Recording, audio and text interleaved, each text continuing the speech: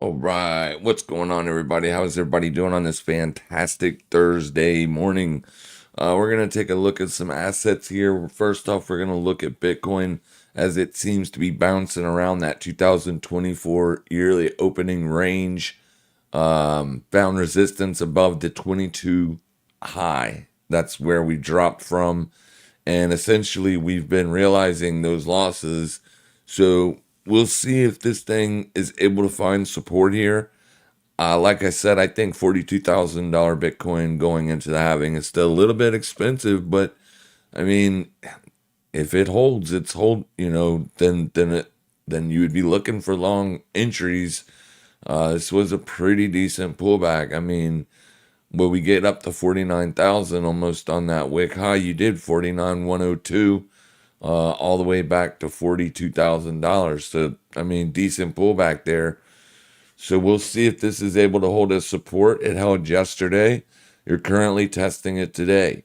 So if you want to buy it there, I would just simply watch it on an hourly closing basis and look for your entries in and around 42,389 using the low of day to mark your risk. It looks like we just tested that price. You can see there with my crosshairs, this thing essentially just wicked down to it, tagged it, and now you're going up. You're still trading as an inside hour though, so be very careful with that. And also, we did bounce from here yesterday and did not make a higher high. So the bounces are getting lower. Yeah, I don't know. It doesn't look like it wants to hold, but you could get a nice rip out of this area really quickly. If we were to get some dollar weakness, that would help this asset, I think, out a little bit. Currently, that's not what we're seeing today. You can see DXY had a nice pump to the upside, struggling here at 2023's yearly opening range as resistance. I pull up the moving averages here. You can see you're also right into the 100 and 200 exponentials. But this is the third day that the dollar's been trading here. So today, earlier on, we were red on the day.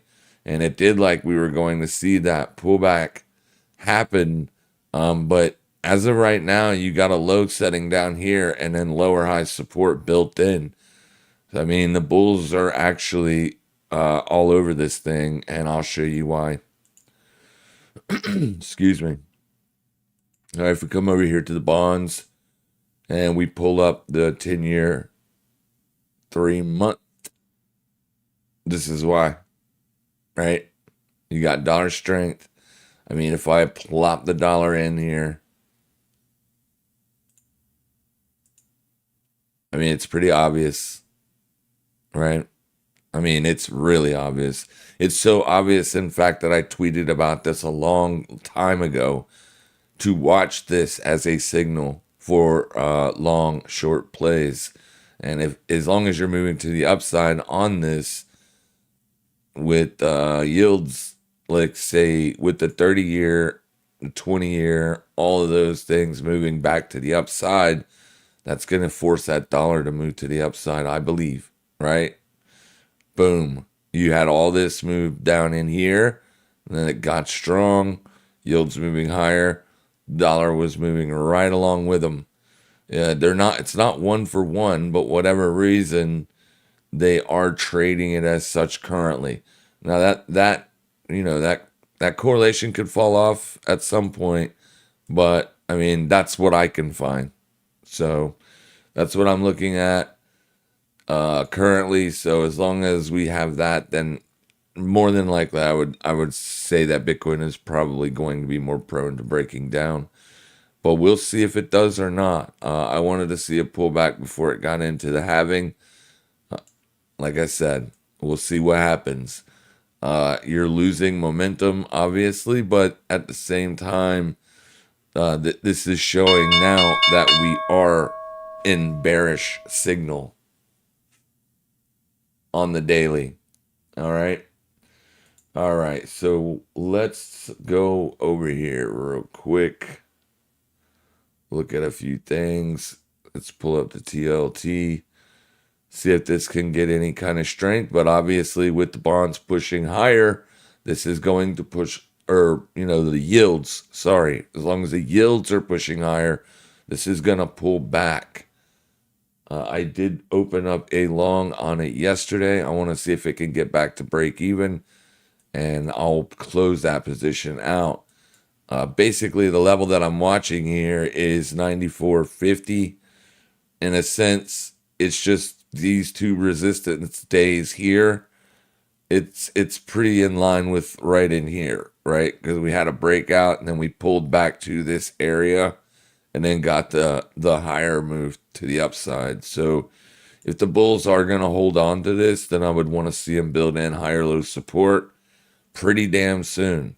Because what happens is when you lose all your moving averages, if it's not a bear trap, you can get a cascade of price to the downside. So I don't want to lose the moving averages. And if it does, I just want it to be for a day or two. Otherwise, I'll stop looking for bullish entries on this. Now, obviously, the yield curve inversion is going to get better, but we want that to happen with yields cooperating as well. All right, so currently I have a short on BBY. This is Best Buy and XLF. I have a short on this too. I was up a lot more yesterday. I probably, should have taken profits yesterday, but I'm gonna hold on to those two shorts for a little while anyways. S&P 500 is up 18 points on the day. That's going to be roughly around the expected move for today. You can see yesterday we bounced off of the weekly expected range low, and we're getting a move higher today off of that, which is why I did not want to short this yesterday. You never want to short into support, and this doesn't always act as support, as it did not here, but you didn't get a whole lot of downside continuation from there either, did you? No, you did not. So, most of the time we want to see this thing trading inside of its weekly expecteds. We don't want to see it trading outside of the weekly expected, because then things can get really volatile really quickly. However, I am interested in opening up a short position. Let me go ahead and close this TLT trade.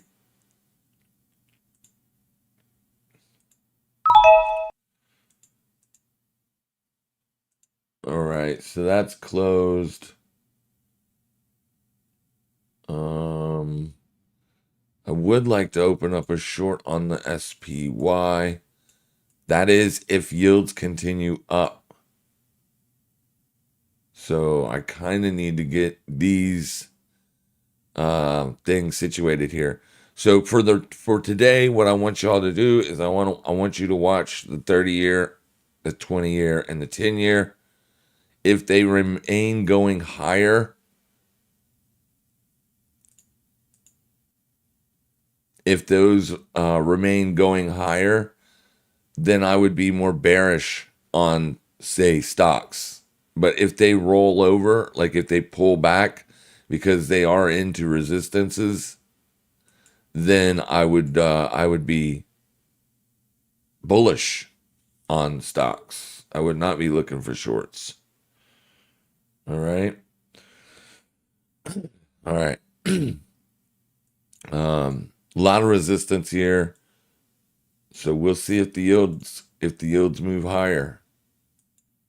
That's going to be the story. There is a trade that we're watching in FX currently that I found this morning in EuroCAD.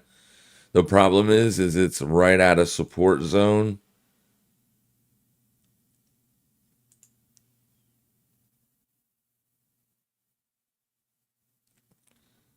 And we got to see if it holds. So whenever it's trading under support like this, I don't like it, right? Because it's showing you a breakdown. However, you're right within that technical setup that would suggest that you would probably see a long from here. multiple days with very long wicks down into this. So it does look like people are trying to show up to buy this. But if you have dollar strength today, that's going to give you weakness on the euro. And weakness on the euro, well, you don't want to be looking for long euro trades, even though it's versus the Canadian dollar. Let's go look at what they are doing currently, but I have a lag on these things. So Canadian dollar is a doji today. So you definitely want to see this continue down. And it does look okay for downside continuation. But the setup would be long euro CAD. And that's only if the dollar pulls back. Dollar is trading higher. We need it to pull back. So yeah, if it breaks out from here, you're going to have a pretty good case of looking for a test of 104.15, as that's going to be the next area of resistance, or 104.40. All right. So we'll see if it's able to do so today or not. It's the close that matters. The intraday stuff is important if you're looking for intraday trades, obviously. But we need to see how this thing closes. If it closes higher, then we're going to be looking for stocks to roll over today, which is why I am looking to short the SPY. So there's a way we can put this trade on that's not so risky. We can go out here about, well, what did I have open down there? Nah, 70 days is too far.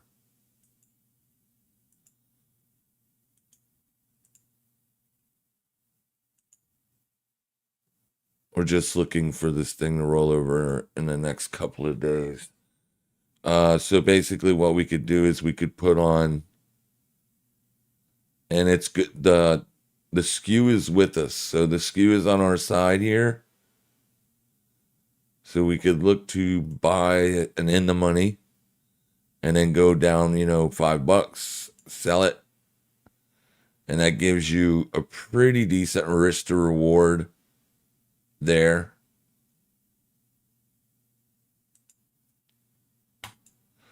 We'll send that off, see if we can get a fill on that. And that is the Feb 29 expiration, 42 days. The 475 strike is the long. You buy the put and you sell the 470 strike. That's the short put. And you can see right here, this is 472. So we really don't need this thing to go, but just around yesterday's lows, if we could get it back down there in the next day or two, then that trade is, you're going to be able to jerk at least 50% of profits off of that trade. If it rolls over and goes back to the upside, close it. That's all I can say, right? Close it. That's if we even get a fill. That's even if we get a fill here. We might if it goes back to the upside. Good mornings. Good morning. Good morning. Good morning. What's up, Brandon? How's everybody doing on this fantastic day? I'm not bearish on this, to say the least. Obviously, this thing is freaking bullish as it can be. Also testing yesterday's lower edge of the expected range as well. The thing is it's just a trade based on the yields, right? The yields are up today, so if they can remain up, then I would think that you would see the S&P 500 drop or come off a little bit. Now let's go look at the Magnificent Seven. All of these were red yesterday, all of them. Apple gapping up. We just got filled on the S&P trade. Apple gapping up massively. Probably should have taken a look at that before I got into that SPY position. It's up big. from yesterday's close. That's up nice. Retesting yearly opening range here. Amazon, yeah, pullback. It's getting a bounce. I mean, buy the dip, buy the dip, buy the dip. As long as it's bullish, you buy the dip. And that seems to be what is happening here today on a lot of these things, which yesterday on Google closed up. I closed that position because obviously it did not work. I was looking at Google to have a breakout and go, breakout from this region. But when we had this day here, it kind of basically told me that there was a good chance that we were going to see downside continuation. And it took a couple days, but we ultimately did get that push down into 139, which would have been a 1% loss. So I went ahead and closed it out for a small, very small profit. Microsoft about to make fresh all-time highs again. Microsoft beat Apple yesterday as being the biggest company inside of the S&P 500, having the largest market cap. It is a $3 trillion company. Nvidia looked bad yesterday at the beginning of the day. Obviously, it does not look bad today. So there's nothing bearish going on inside of tech. Now, all that could change, but yeah, it's not looking great. S&P short will probably get closed for a loss if tech continues to run high like this. But we're getting a nice push on the yields. So that's the number I'm looking at, 0.56. I want it to remain above 0.5 or at least above 0.2, as that could give my my position a little bit of hope. Technically, the setup isn't the greatest because we're just off of the weekly expected move, but at the same time, if it's just going to be a small bounce, if we're going to get continuation of dollar strength, then I would want the S&P 500 to drop. Now, the dollar is coming into resistance, being the 200 and 100 exponentials up here. We'll see how it closes out today. Tesla not doing great. It's because they lowered the prices amidst a few other things that has been going on inside of the media with Elon Musk and whatnot. But yeah, it lowered its car prices, so that's why you're seeing such a big pullback on Tesla. They got earnings coming up this month, so I would probably wait to see how that goes.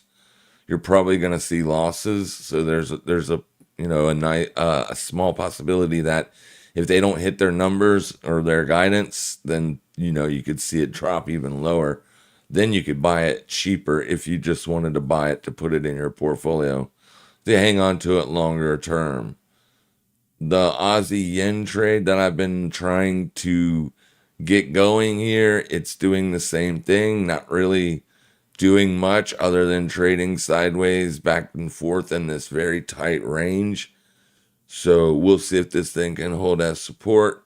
The support price that I am watching is 96,899. That's this daily support right here. This was the original entry position. I didn't get in. So we're going to see if it can hold this support right here. But if you were able to buy it there where the initial post was set, then good kudos to you, because the very next day you got a nice breakout. That would have been a fantastic trade. So we'll see if it can hold higher low support in here. The reason we're bullish is because the entire market is bearish on this asset. Retail is bearish, and we like to do the opposite of what retail does.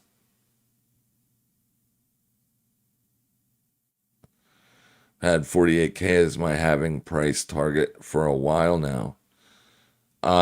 I don't think it's gonna. I mean, literally, it would have to trade sideways for right where it's at, all the way to the halving.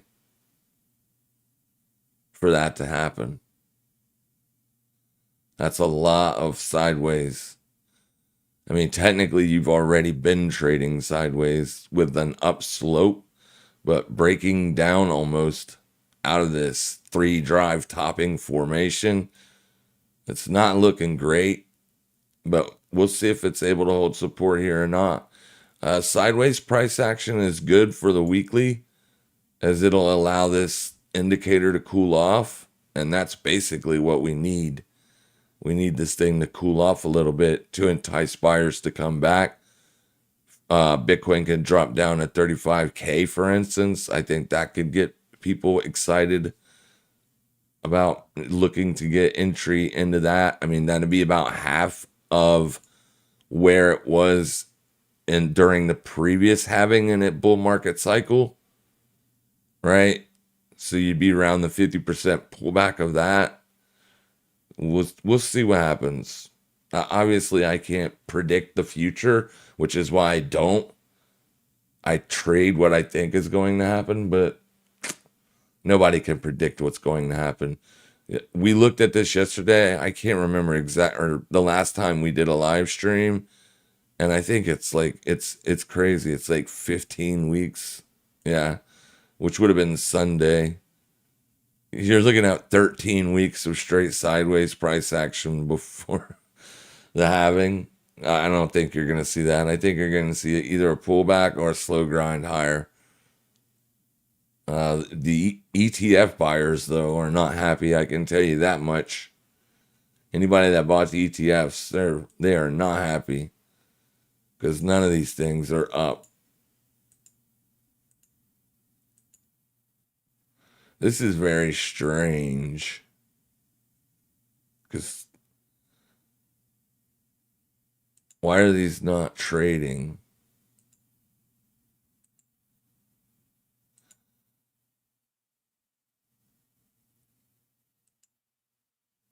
Why are these not trading? In fact, they stopped trading on Tuesday.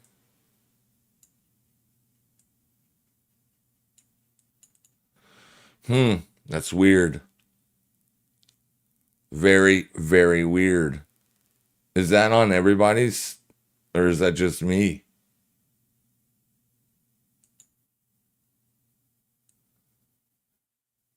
That's crazy. The ETFs aren't trading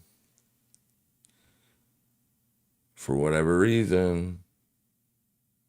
Could just be on my screen. I don't know. Oh, it's because I'm looking at the weekly time frame, but no, they're not doing anything here.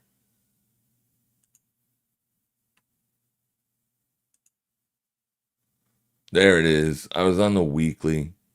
What an idiot. I thought I was on the daily. I was on the weekly. They are trading, just not moving very much.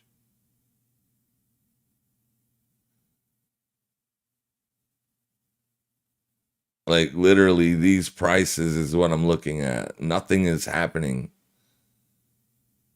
They're all staying the same. Nothing is changing.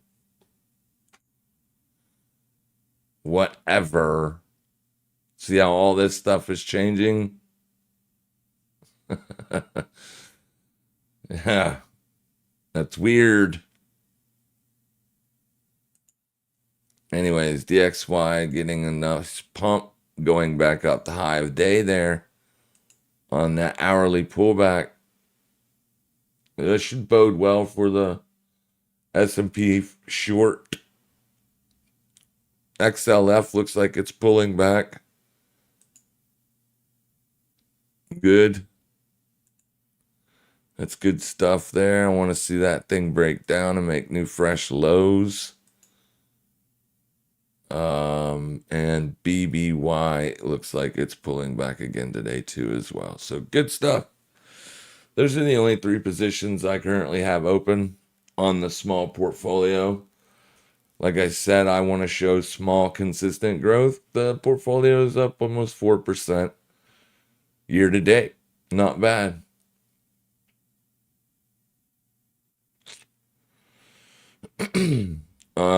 Afternoon says, Oxum, how are you doing, my bud?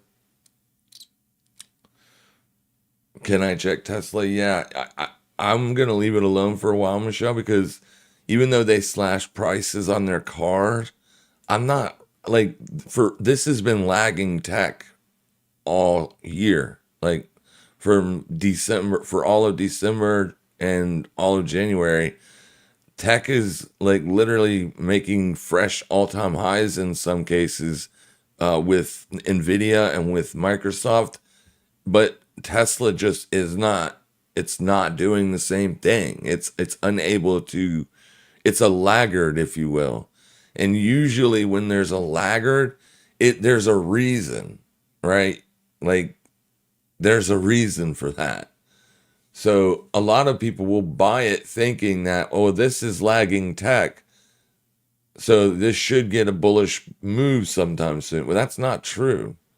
That's not true at all. If it's lagging, there's a reason for it to be lagging. But I don't really have support on it. I mean, it hit our downside target. If it broke support, remember I said if you break support, you're going to be checking 223. We got that. Near term daily support, next daily support, I should say, would be 209.98.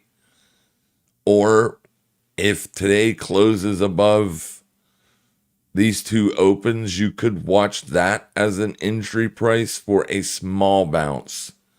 I would only be looking for it to bounce small. Like you got a full on restructuring going on here with the moving averages. However, this is a sideways choppy market, and trending moving averages are not very good indicators for that. But I definitely don't like it that it's trading under its 200. All right. That's the 200 on the day. 200 weekly exponential is all the way down here at this swing low that took place in October.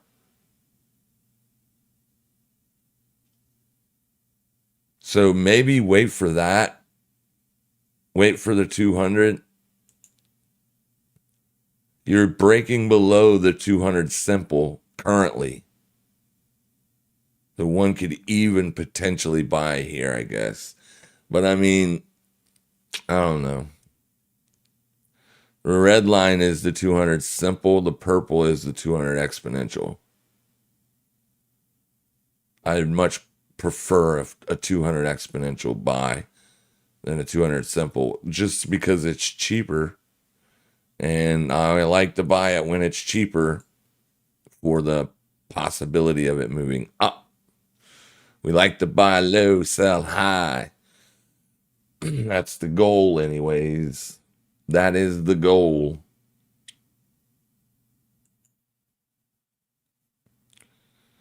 XLC short till 74. Yeah. That was the spread I hooked you up with yesterday, I think. Let me see. No, I got you in at 72 spot 50, and the sell was 68 spot 50.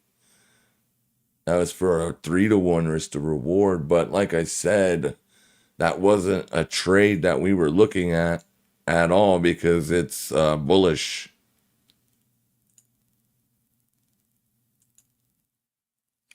Yeah, it's a bullish. It's very bullish, man. Very bullish. I got short XLF because all the banks had earnings and I figured they were going to miss. You know what I'm saying? I figured most of the banks were going to miss on earnings. And I figured right. I mean, JP Morgan missed. Schwab has earnings. Oh, it had earnings. It beat the top line, but missed on the bottom line, which is why you gapped massively down, but then Reed basically just filled the gap, right? And then today you're back down roughly around the midpoint of that. So nice pullback on Schwab.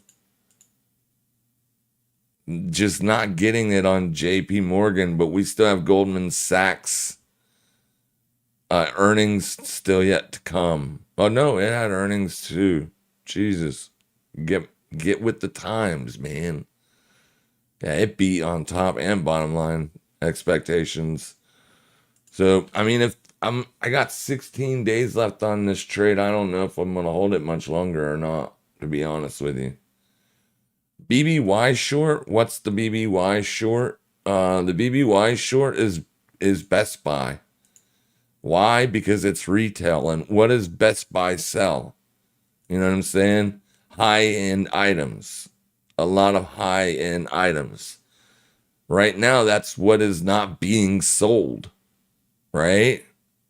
I mean, think about it. If you're hurting because of inflation and all this other stuff, are you going to be out buying $5,000 TVs and $10,000 stereo systems? No, you're not. You're not going to do that at all. You're going to chill. But you don't want to get short now. I took this trade days ago. 9 days ago is when I shorted this. So let's go back. 3, 4, 5, 6, 7, 8, 9. So I was shorting it into resistance upon a breakdown, right?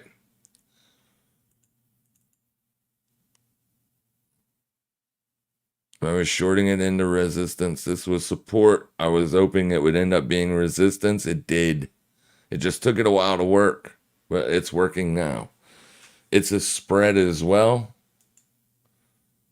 That's a $5 wide spread.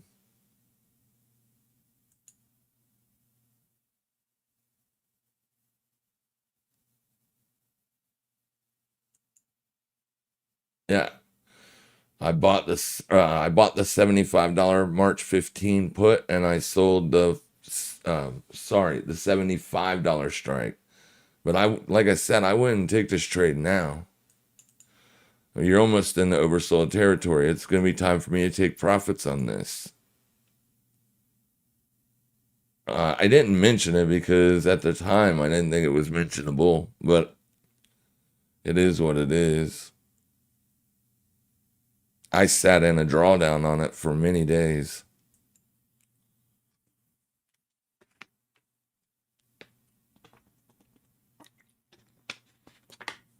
Bitcoin bouncing.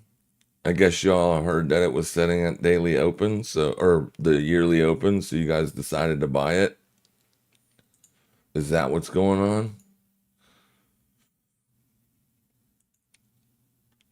Getting a nice little pop there. See, now that's good. I like to see it when it breaks out, makes fresh highs. But at the same time, you're going to run into resistance. You got Heath level up there, and you got this area of resistance as well to get through. I'm not long. I mean, I'm long. I hold Bitcoin. I'm always holding Bitcoin.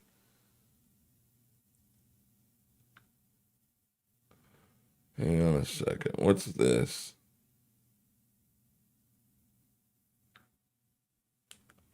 Never mind. It's garbage. But yeah, I mean, that's what you should have been looking for if you were wanting to go long. There would have been a beautiful place for it. Sure, you're still, I mean, you got daily support down here, but I would just watch the weekly support if it gets down there. But right now, you're still trading under yesterday's close, but it's still an inside day. So yesterday was an inside day on Bitcoin as well. So the last day that we had that was a trending day was Tuesday. You closed bullish and you made fresh daily highs. And thus, for the last 2 days, we've been inside. So if it's going to bounce, it should bounce from here. Or I would expect it to bounce from here. Yeah, go up.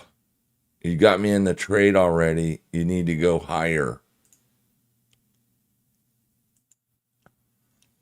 SPY is not cooperating. It's going to be because of tech.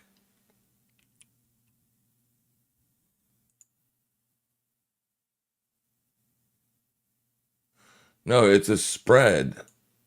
Yeah, I can show the trade. I mean, what's the point? You can't take it, right? You can't take it. It's already in the money. It's already a done deal. Yeah. So there's really no point in talking about that one. We need to find new ones. I look every single day. Single day I look through so many stocks looking for trades, looking for things to jump into. I don't want to be in just 3 positions on this account. I want to be in a lot of positions so that way I can have some losing positions, some winning positions, because I know over time that the account is going to be profitable, but at the same time, I got to get into some trades. I gotta do it, dude. Man, I wish I would have held that, but I would have taken a lot of heat on that short. But Mara seems to be bouncing today a little bit. It's green on the day. Oil, not oil, but gold. We could potentially look to short this.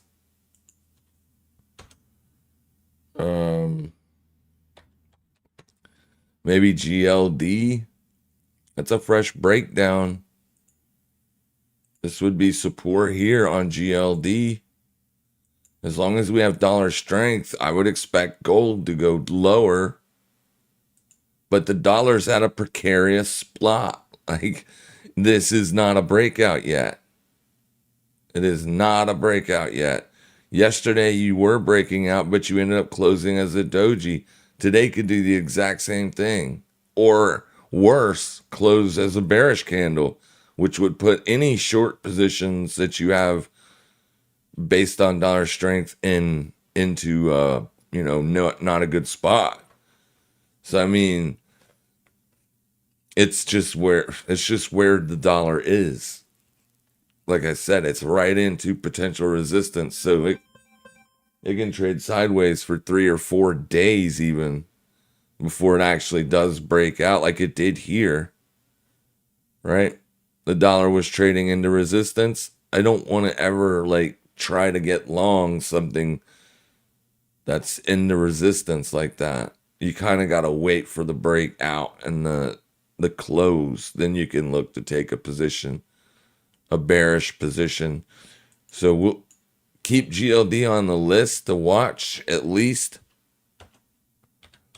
And it would also suck to not take it when it is getting a bullish bounce. This is typically when I want to short things, when they're up on the day, especially after a fresh breakdown. But this could be a bear trap. This could be a bear trap. If you close the daily back above 187 exactly, imagine that. That is 187 exactly. If you close the daily above 187, then you're not looking to short it any longer. But GLD could be a potential position looking for dollar strength. The SPY, you could put a spread on that. I showed that position on the live stream as I took it. It's a $5 wide spread that we paid $1.73 for. Not bad. There's $300 and something of profit in that trade. Excuse me. But we'll see. Does she break down or not? Yeah. The only reason I'm looking for the short is, like I said, the bond yields. As long as they're up, then I expect these things to roll over. But this could just be, that was a one-sided move straight down. This could just be a pullback. if you will, which is why I was looking potentially for long TLTs, which I still kind of like that trade as well. Long TLT from 94.24.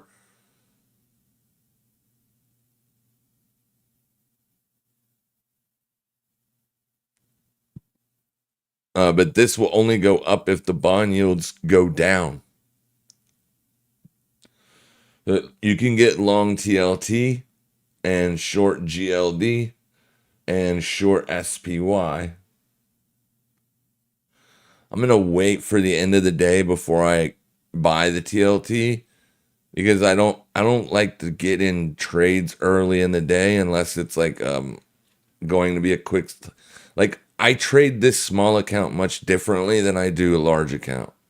On my main accounts, I can scalp, you know what I'm saying, stocks and stuff like that. But on this small account, I can't. I cannot take any day trades.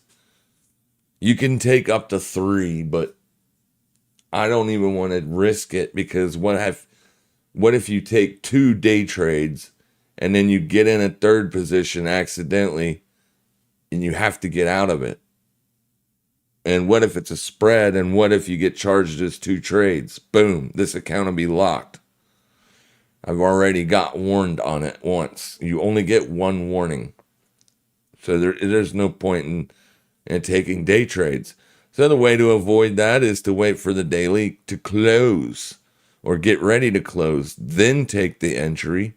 And if it gaps down the next day or whatever, you can just close the position out for a small loss.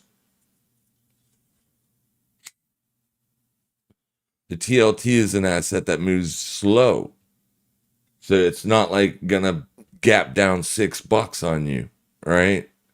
At best, it would gap down 50 cents. I mean, worst case scenario. Like this gap down right here was pretty sizable, 96.46 to 95.64, but it was less than $1. So that's easy to manage risk on. So I'll wait till around the end of the day and see what it's doing. If it's holding support, I'll probably get long TLT again.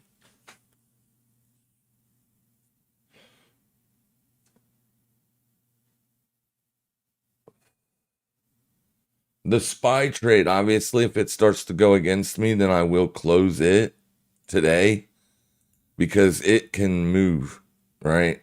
This thing can move. This thing can be at max loss in no time. We don't want to get to max loss. We want to keep our losers very, very small.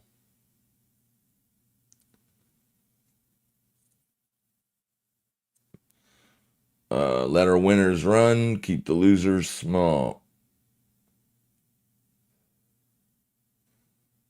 How much time do I got on the XLF trade? It's been open 15 days. Got 22 days to expiration, so I'm losing money on the trade based on theta decay. If it don't break down soon, then this trade is gonna get closed. I mean, it did break down yesterday. It was in nice profit. It pushed all the way down to there. And then for the rest of the day, it just traded straight back up. Oh, wait, no, I'm looking at that wrong. It opened down much lower and then just basically pushed up for the rest of the day. Should have closed it at the open, but sometimes it's hard to close these things at the open because the options are really volatile. They move around a lot. You are definitely the best technical analyst guy for trading on YouTube. I appreciate that, KF. I do. I really do. 37K is your target to the downside. Gotcha. Grind upwards. Gotcha. It's trading. You're on the weekly. Thank you, Ray. I noticed that after a bit.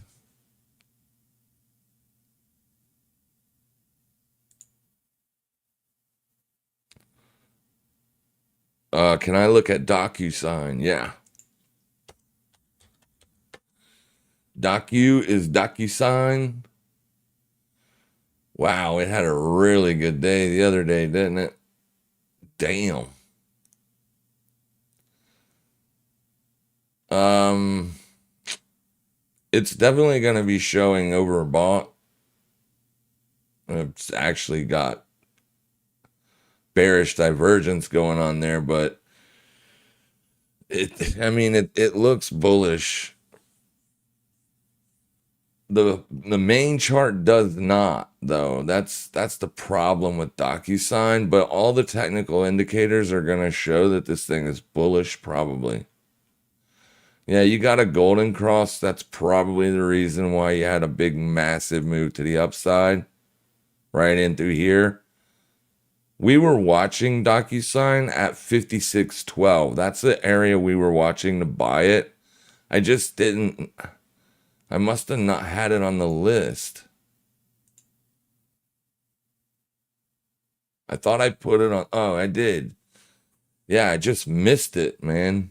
We just missed it because I wasn't paying attention. But 56.12 and 56.80 were the two areas that I said you could look to be a buyer if it got back above.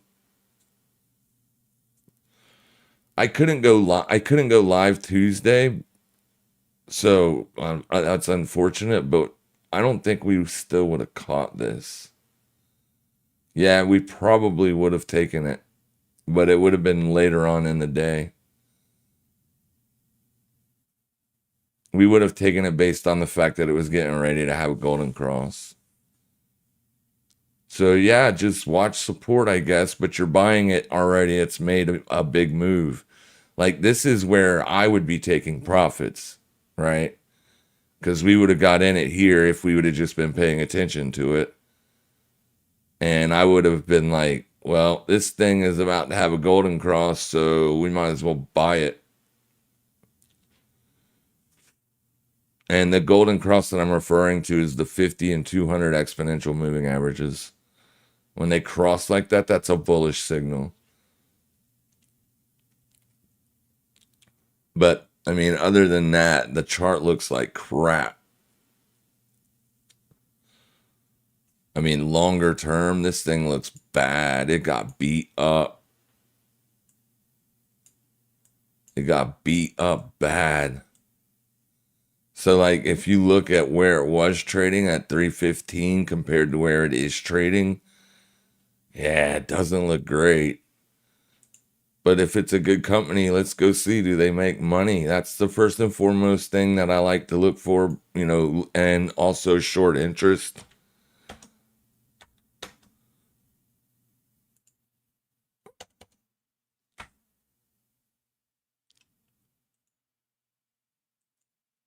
So let's pull it up. DocuSign. They do make money, and they have a very small short interest. Still would have been, yeah, we still would have been looking for the long. We just missed it, is all. I mean, if you want to continue to watch it and maybe take it, then you got to watch this price right here for now. One could arguably say that this price also could be watched, 59.59. So like if you close below yesterday's close today, then I would watch 59.59. And like I said, there's no harm in waiting until the end of the day, especially if you're trading options, to see if does it indeed close under the level that you're looking at. And you'll know if it's going to close under that level or not within 5 to 10 minutes prior to the market closing. All right. Are you trading under it? Or are you trading above it? Right. If you're trading above it, you just go ahead and buy the call and see what happens the next day. Or if you want to be, safer, you can buy a spread.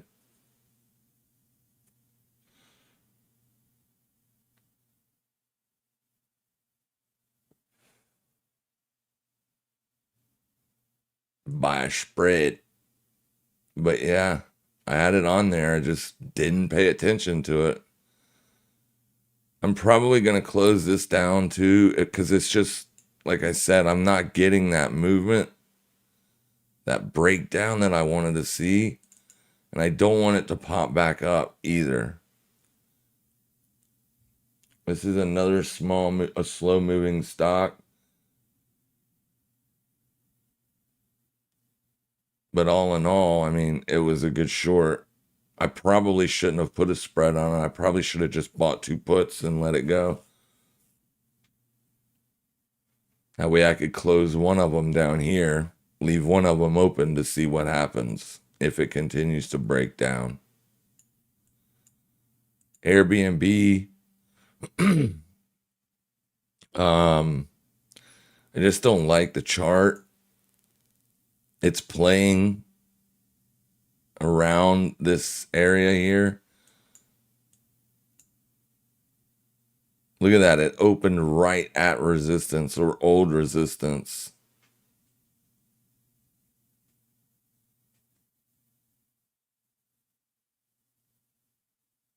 There's plenty of time. There's enough time in there too to get at least 28 days out, but yeah, there's a bunch of them over here to go back through, but I'll do that on my own. This is one that I was thinking about buying, but then the accident with Boeing happened, and then they had to ground like 1,300 flights or something. That's gonna hurt, right? But as far as airline companies go to buy this one, I am looking at eventually to buy it. But technically, there's not a buying setup on it, so can't buy it yet. I day trade my 401k retirement account. No day trade weekly limits. So is it is it over 25 grand or is it an IRA? My option positions always show down 80% when market close. Same for you on other platforms. Yeah. Yeah. I've been down a couple $100 before on Tasty, right? When the market closes, I'll be up. Like currently, P&L year to date's 165. So currently the account's almost up 4%. It's up 3%. Let's just say that. And then when the market closes, it could be down 80. It could say that I'm down $80. All right. It's just because the market's closed. Don't worry about it. Don't read into it. Don't worry about any options pricing when the market is closed. Because option pricing goes out the window as soon as the market closes. Like I've seen stuff on like the VIX, for instance. I've seen it have $0 on the ask and $5 on the bid. Like $5 wide spread. Crazy. Yeah, they go crazy. So don't read too much into after whatever your P&L says after the market is closed if you are in open positions. For sure. It's not going to track like pre or post market pricing either. Unless your broker allows you to trade pre and post market, obviously. This does not because it's a small account. The whole point of me opening this account and trading it live publicly is A, so people can see that it is possible to grow a small account, and B, also to prove just, profitability, I guess. But the whole point was showing you that you can grow a small account is this. Even if you're broke, right? Obviously, I'm not going to be able to take a $5,000 account and retire on it. But if I'm trading live money, I can take the P&L from 2 years of profitable, consistent trading and show it to any prop firm in the world and they would put you on. If you can consistently beat the S&P 500, you're going to get funded. It's just a matter of fact. But I would not go to any prop firm that you have to pay to trade at. Do not do that. A real prop firm pays you. That's the whole purpose of trading at prop, is so that you get paid, right? If you go to one of these type of prop firms that you got to pay them and then they'll give you like whatever, yeah, I would watch out with stuff like that. That's shady stuff there. There are prop firms in America that will literally let you trade for them. They will give you trading capital. They will set you up if you can show consistent profitability, and they will not ask you for any money up front. Unless the business is completely changed. It's been a long time since I looked into it. I don't really know.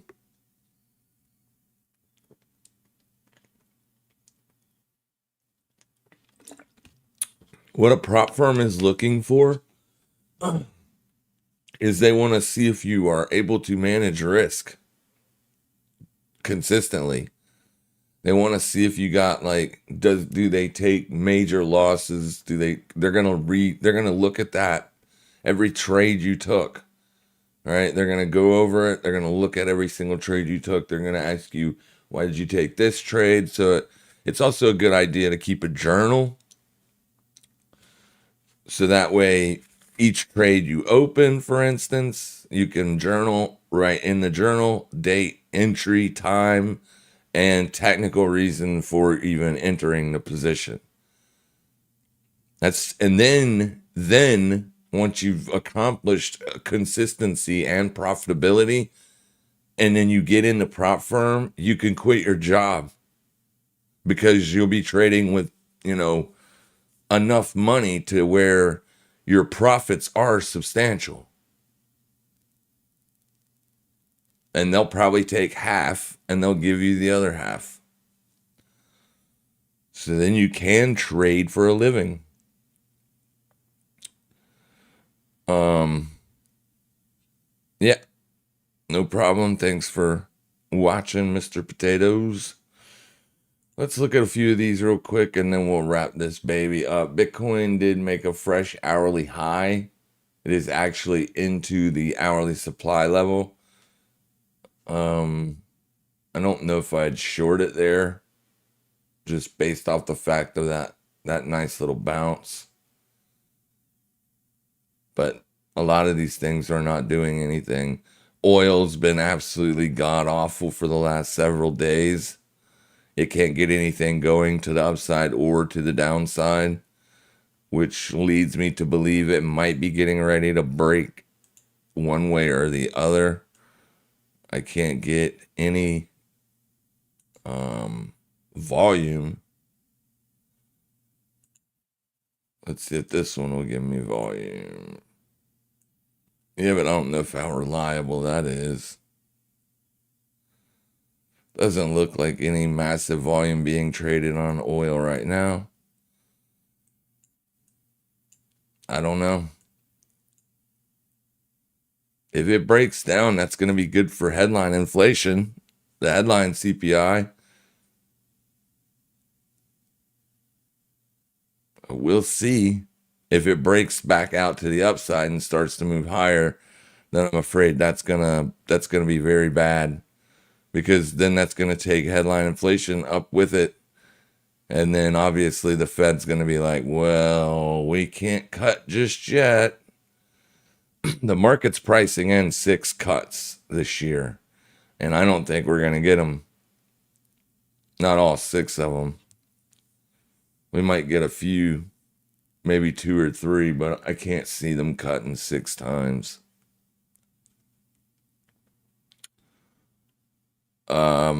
And then that's pretty much it as far as FX, because we got a lot of stuff doing this where it's just had a big run. So not really much to take. Euro USD breaking down today. The dollar's starting to lose that upness, that bullishness. It's struggling this morning. Not a lot of volume being traded out there, it doesn't look like.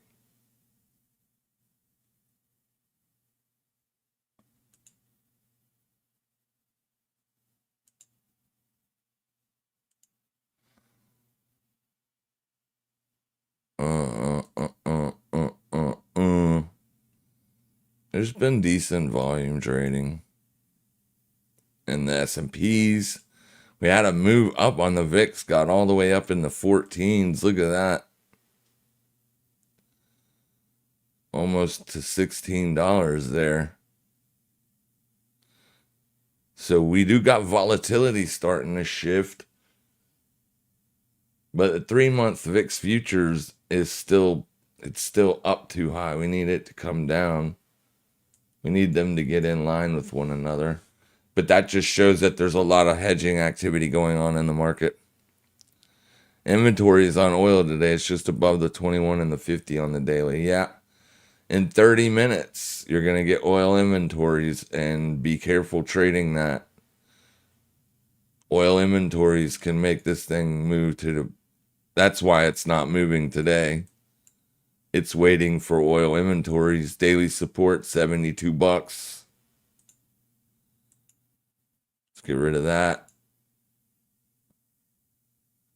So you're kind of trading from 69.40 to 75.10. That's sort of your trading range there. You're in the middle of it. Like, yuck.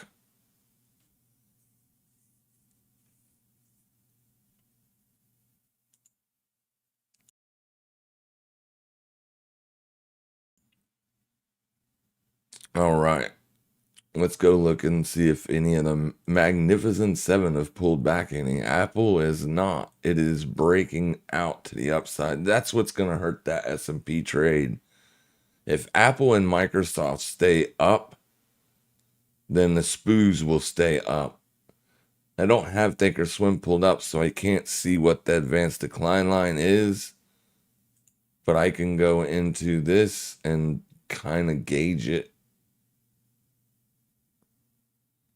Looks to be a pretty mixed day otherwise.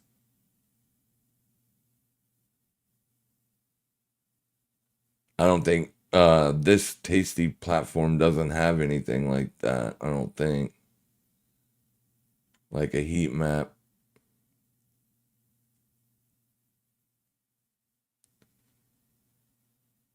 Chinese. Oh, yeah. Yeah, the Chinese trade, I closed it out because I thought they were having rates this week, rate hikes. I thought they were going to cut. But you can see that it broke down below my support. So once this happens, I close the position.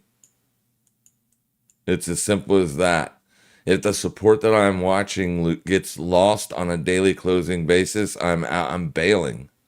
I'm out the trade. I don't care if there's a potential for a bear trap or not. The thing is this is not showing a buy signal.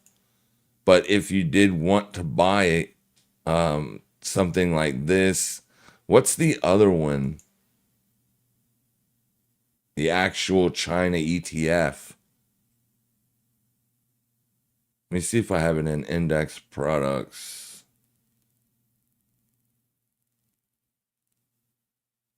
I don't remember what it is.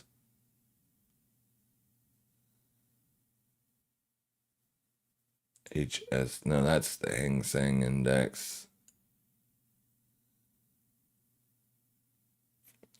Yeah, I don't have it. I can't remember what the ticker symbol is, but I would probably trade that, the China ETF.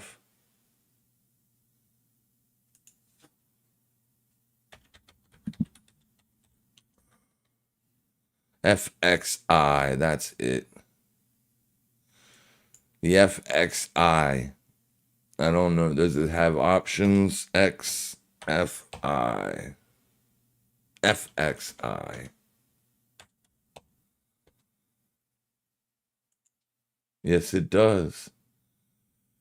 Yeah, I mean, you could probably get long or sell some puts if you wanted. You could sell puts, like say 1950 or $20 puts, and that way if you get hit with the you get the shares at 20, $100, 20 be about what $2,000 that you would be holding in it. Not bad. It's not terrible. But at the same time, you could just buy a couple calls if you want for a potential support hold. If we go into the weekly, you can see that this is a level of support.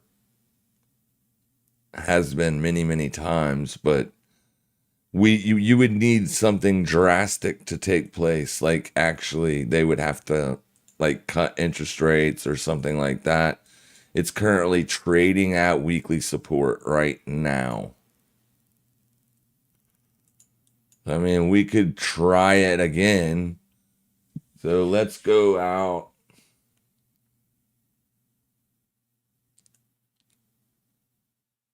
Why would you quit doing that? Let's go out, say, I don't know, 43 days. Ooh, they're kind of expensive. And I guess we could buy just one. I was thinking if they were going to be, cheap, like less than 50 cents or something, could buy a couple of them, but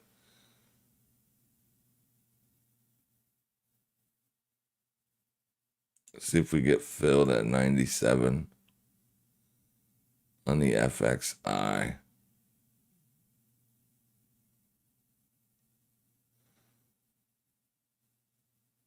It doesn't move that fast either, which is good. We'll see if that one fills or not. But it's out of support. So just watch 2154. I mean, this thing is trending, and it is trending lower. Usually when something is trending lower, we expect it to break down.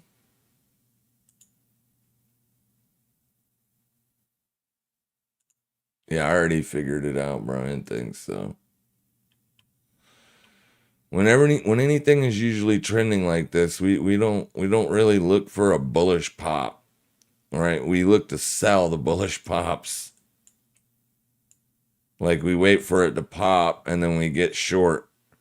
But getting this low, especially at an area that has been support before a few times, yeah, there's the fill on that.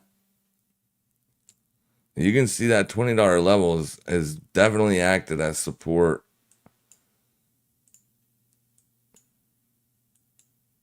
So if we can get it to move up just a couple bucks, we'll take profits on that.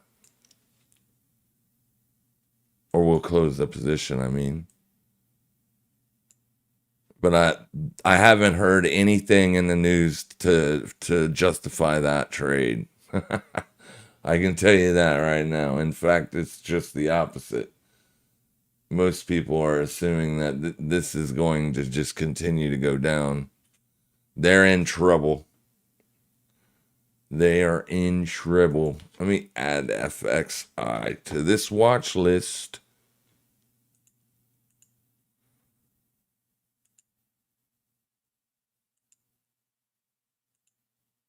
And where's the dollar? Struggling.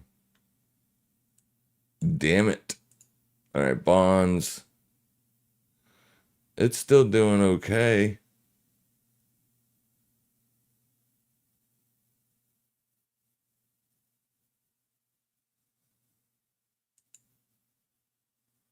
Yeah, keep an eye on the TLT also. 94.24 at the end of the day. If it holds this price, we might try to get long again on it. Because if it can make a higher low support like it did here, this was the first place we got long on it, 86.79. So if it can make a higher low support here, then we could expect a push probably up into the 100s. But it needs to find support, and it's not yet. One cannot say that it has yet. It looked like it was going to here, and then puke, it broke down.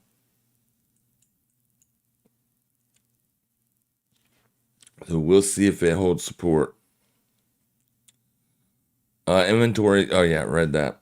All right, you guys have a fantastic rest of your day. If you got any questions, as always, drop them in the comment section of this video, and I will respond to them. I appreciate your time. Thank you so much for being here. Make sure you guys trade safe. Make sure you trade smart. And as always, happy trading, everybody.